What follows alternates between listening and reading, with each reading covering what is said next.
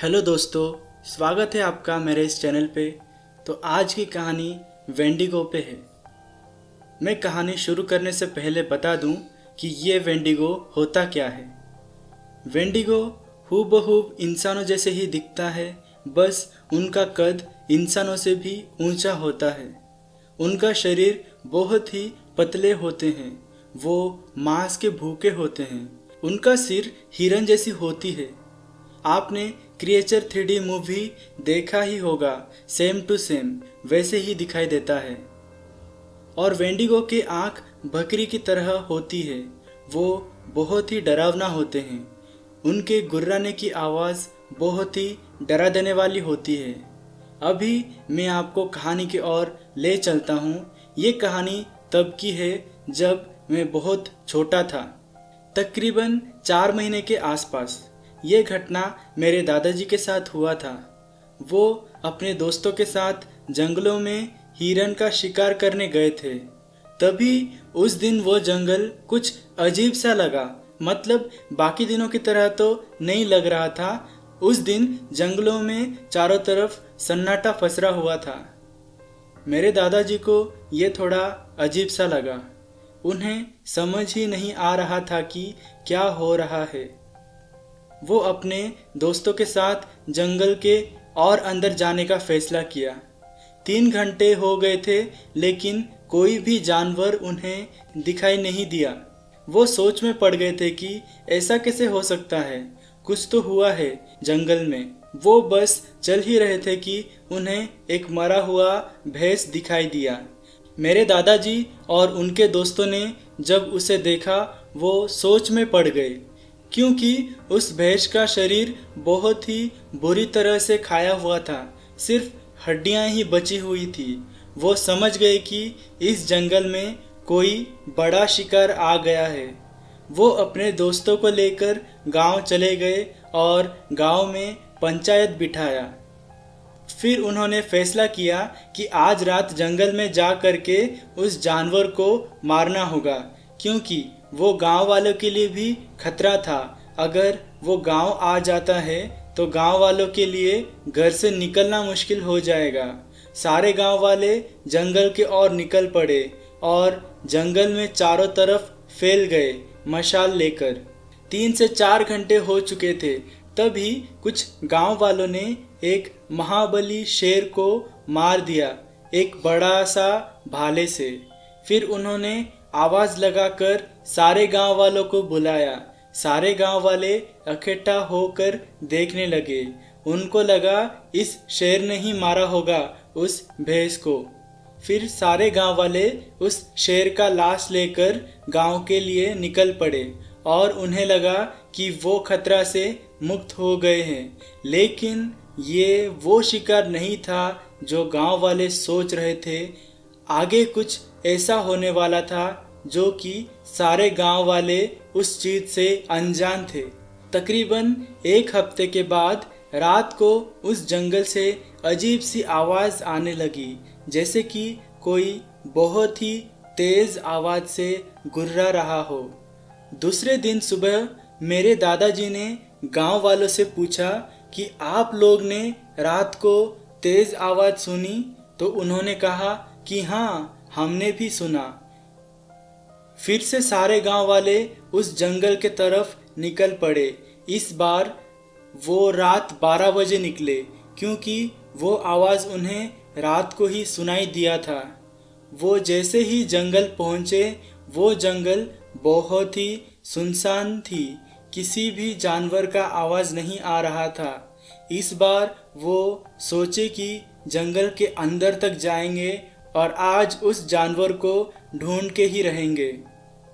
सब इधर उधर ढूंढ ही रहे थे कि तभी उन्हें बहुत ही तेज गुर्राने की आवाज़ आई, जैसे उस रात आई थी। लेकिन पिछले टाइम सब गांव में थे तो आवाज़ थोड़ी कम थी, पर इस बार वो जंगल में थे। वो आवाज़ मानो तो सभी के कानों को चीर के निकल रही थी। सब एकदम से रुक गए और उन्हें किसी के चलने की आवाज़ सुनाई दी। तभी वो बड़ा जानवर उस गांव वालों में से एक का पैर खींचकर उसे झाड़ियों के अंदर लेकर चला गया। सभी गांव वाले उसके पीछे बहुत ही तेजी से भागने लगे। भागते भागते आगे उन्होंने एक टूटा फूटा सा घर मिला और उस घर के अंदर से अजीब सी आवाज़ आ रही थी, जैसे कि कोई मांस को खा रहा है। वो चुपचाप उस घर के ओर जाने लगे। जब उन्होंने उस घर के अंदर जाकर देखा तो वो सारे लोग चौंक गए उस दैत्य जानवर को देखकर। वो इंसानों जैसे ही दिखाई दे रहा था।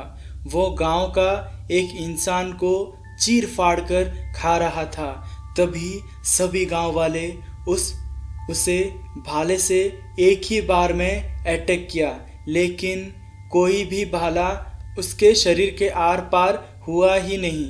तभी सभी गांव वाले उसे भाले से एक ही बार में अटैक किया, लेकिन कोई भी भाला उसके शरीर के आर पार हुआ ही नहीं। उसे छूकर नीचे गिर रहे थे।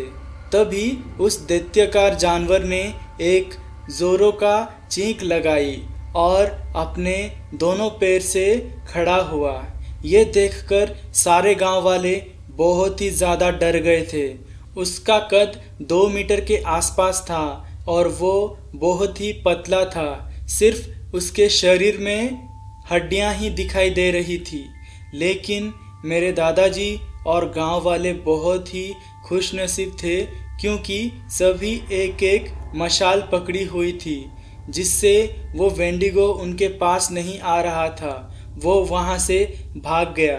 सारे गांव वाले अपने गांव में लौट गए। उसी दिन सुबह वो सारे फिर से पंचायत रखा और इस पे ही बातचीत हो रही थी कि तभी एक गांव का ही इंसान जंगलों से भागता आया और कहा कि उसके बेटे को एक बड़े से जानवर ने उसे जंगल में ले गया।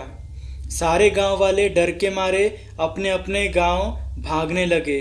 गांव वाले इस हादसे से बहुत ही डर गए थे। फिर उन्होंने एक बार एक तांत्रिक से बात की तो उन्होंने कहा कि ये कोई जानवर नहीं है, एक शैतान है। इसे वेंडिगो कहते हैं। ये बहुत ही खतरनाक और खूंखार जानवर है। ये इंसानों का शिकार करता है। अगर इंसान ना मिले तो ये जानवर या फिर अपने ही शरीर के मांस को खा जाता है। फिर गांव वालों ने पूछा कि इसको मारने का कोई तरीका है क्या? उस तांत्रिक ने कहा कि इसको मारने के लिए पीपल के पत्ते को जलाना होगा और चांदी के धातु से हथियार बनाना होगा और चांदी से बने हुए धातु को पीपल के पत्ते के राख में डुबाना होगा, तभी वो मर सकता है। लेकिन वार उसके सीने पे करना होगा, तभी वो मरेगा और वो किसी का भी रूप ले सकता है। ये ध्यान रखना। अगर तुम लोग को किसी पे शक होता है, उसके बॉडी को छू के देखना। अगर बहुत ठंडा लगे तो उसे वहीं मार गिराना। उस दिन ही सारे गांव वाले हथियार बनाना शुरू कर दिए। मेरे दादाजी ने भी 15 से 16 धातु बना दिया। मेरे पापा भी हथियार बनाने में जुट गए थे। फिर उसके दूसरे दिन गांव से आधे लोग जंगल गए और आधे लोग गांव में ही थे, क्योंकि वो जानवर गांव भी आ सकता था। मेरे दादाजी जंगल चले गए थे और मेरे पापा गांव में ही।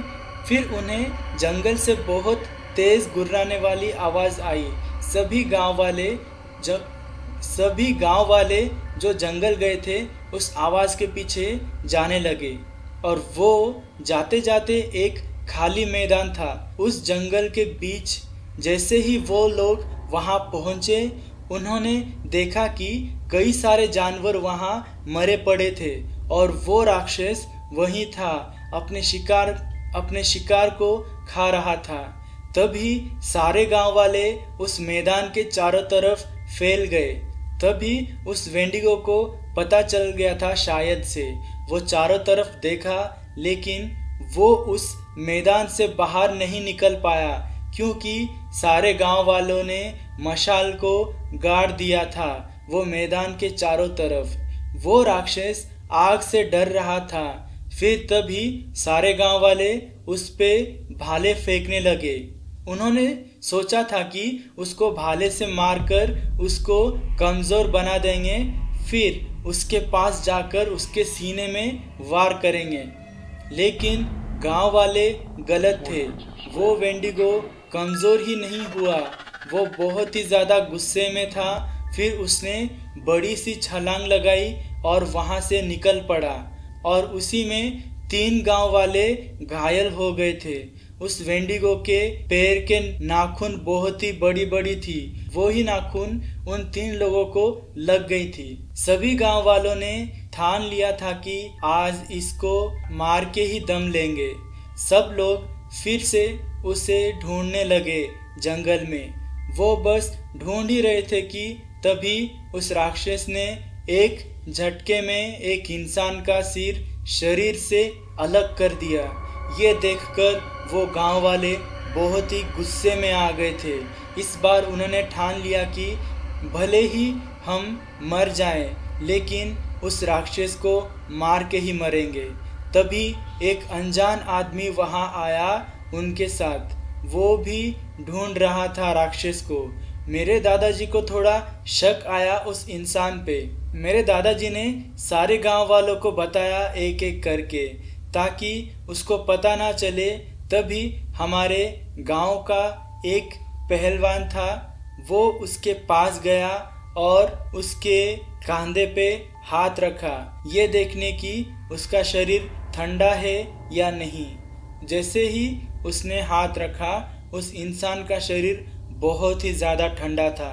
वो पहलवान ने सभी गांव वालों को बताया कि वो ही वेंडिगो है। तभी वो पहलवान उसके पास गया और एक ही झटके में उसके सीने के आर पार भाले घुसा दिया।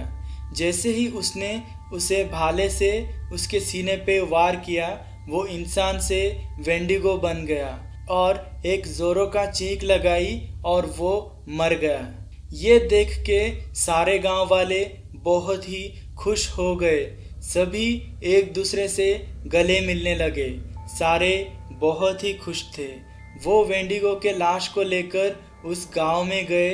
उन्होंने पूरी रात मौज मस्ती की, लेकिन इसमें गांव के बहुत लोग मर गए थे।